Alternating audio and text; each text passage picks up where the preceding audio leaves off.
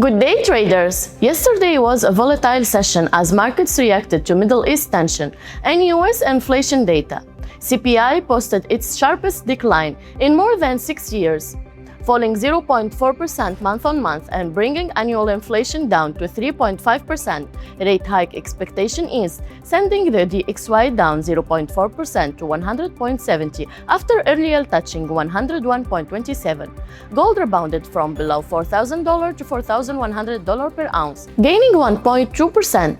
President Trump dropped the proposed 20% Strait of Hormuz fee, replacing it with Gulf investment plans. Meanwhile, continued US airstrikes on Iran pushed Brent and WTI up more than 1.5%. Today, markets will focus on the Producer Price Index, the second day of Fed Chair Warsh testimony, and speeches from FOMC members. Follow the markets closely, subscribe, and start trading with CPT Markets. Link in our bio.